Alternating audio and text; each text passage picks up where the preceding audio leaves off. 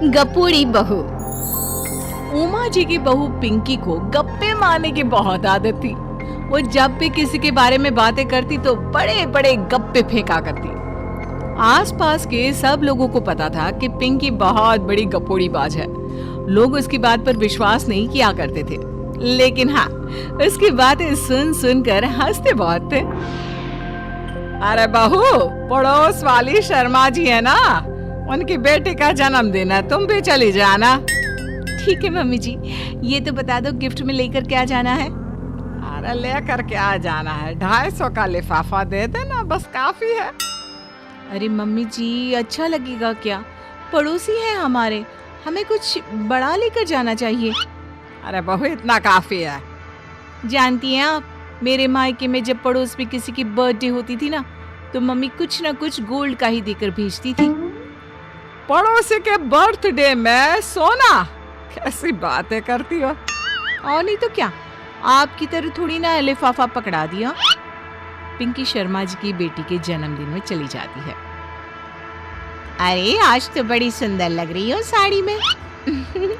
जी मैं तो लहंगा पहनकर आने वाली थी, मम्मी जी नहीं मानी। अरे बेटा, बर्थडे पार्टी में तो साड़ी चल जाती है, मेरा मतलब कोई शादी थोड़ी ना है। कैसी बात कर रही हैं आप आंटी जी? मेरे मायके में तो छोटे छोटे फंक्शन भी हम लोग लहंगा बनवाते थे बुटीक से, डिजाइन करवा कर। चाहे पड़ोस में किसी का जन्मदिन हो, मेरी मम्मी हमेशा बुटीक से नया लहंगा डिजाइन करवाती थी। मैंने तो ऐसा कहीं नहीं देखा। ये तो तुमने आज बड़े कमाल की बात बताई। अरे जाने दीजिए, कोई बात नहीं। और बताइए, आपकी बेटी नजर नहीं आ रही? अरे भाभी, मैं यहाँ हूँ। ये देखिए मेरा ड्रेस कैसा लग रहा है? ठीक ही है, मतलब बर्थडे के हिसाब से थोड़ा हल्का है ना।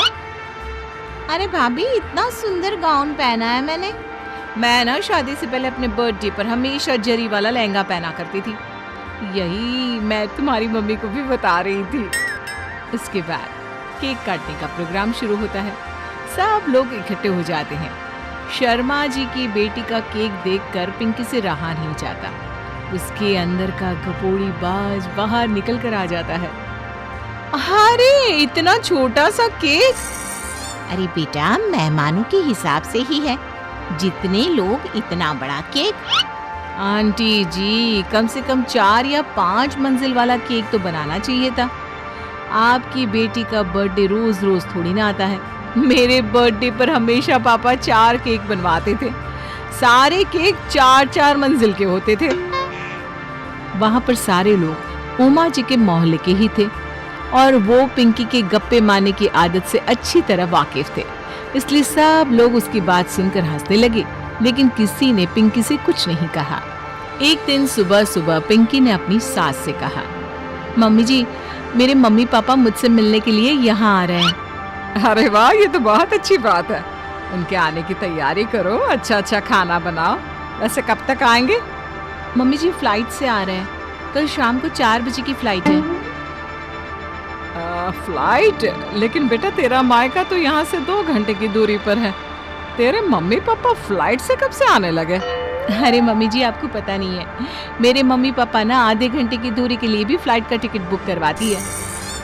अरे गप्पे थोड़े कम मारा करो बहू। कोई फ्लाइट से तब आएगा ना जब यहाँ पर एयरपोर्ट होगा। तुम्हारी मम्मी क्या उड़कर आएगी घर में? अरे हाँ मम्मी जी, मैं तो भूल ही गई थी। वो क्या ना, मेरे मम्मी पापा हमेशा फ्लाइट से ही ट्रैवल करते हैं, तो मेरे दिमाग से निकल गया था।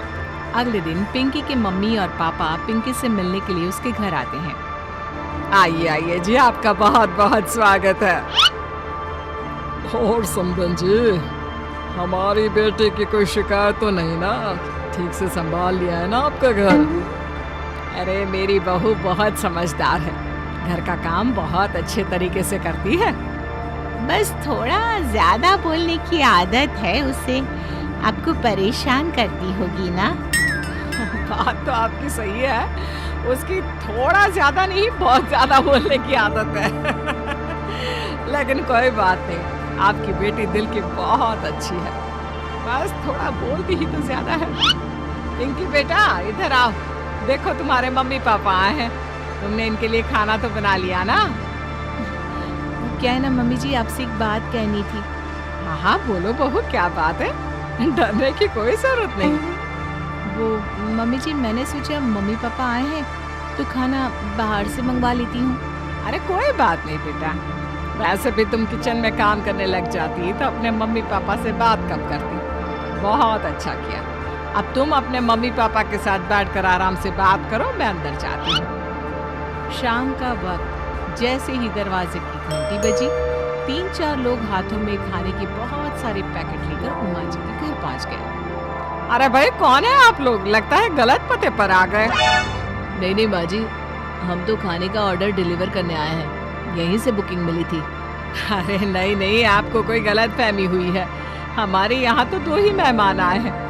आपके हाथ के पैकेट देखकर लगता है इसमें 50 लोगों का खाना है। माँ जी आपने सही समझा, खाना तो इसमें 50 लोगों का ही है, क्योंकि हमें ऑर्डर यहीं से 50 लोगों का मिला है। अरे लेकिन इतना सारा खाना? कहीं मेरी बहू ने अपनी गप मारने की आदत के चलते ऐसा तो नहीं कर दिया?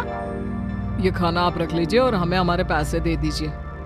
अच्छा वैसे कितने का बिल बना है? ज्यादा नहीं, बस 10,000 दे दीजिए। उन लोगों की बात सुनकर उमा जी पिंकी को आवाज देकर वहां बुलाती है। जैसे ही पिंकी वहां आती है, खुश होते हुए उन लोगों को वहां पर खाना रखने के लिए कहती है। अरे इतना सारा खाना क्यों मंगवाया बहू? अरे मम्मी जी, मैंने आपको बताया तो था, मम्मी पापा आए हैं तो मैं खाना बाहर से मंगवा रही हूँ। ये बात सही है बेटा, लेकिन 2 लोगों के लिए 50 लोगों का खाना? अरे मम्मी जी, कुछ कम पड़ जाए तो अच्छा थोड़ी ना लगता है, और मेरे मायके में तो ऐसा ही होता है, एक्स्ट्रा खाना मंगवाते हैं हम लोग। तभी पिंकी के मम्मी और पापा वहाँ पर आते हैं।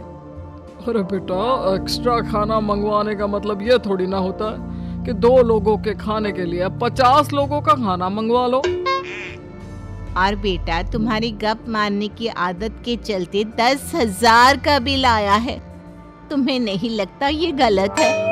देखो बहू, बढ़ा चढ़ाकर बातें करना अपनी जगह, लेकिन इतनी बड़ी बड़ी फेंकना भी गलत है ना। पहली बात तो इतने सारे पैसे लगे, और दूसरी बात खाना वेस्ट होगा। आप लोग ठीक कहते हैं, मैं आज के बाद अपनी इस आदत को कंट्रोल करने की कोशिश करूंगी और अब से गप थोड़ी कम मारा करूंगी। पिंकी की बात सुनकर सब लोग हंसने लगे।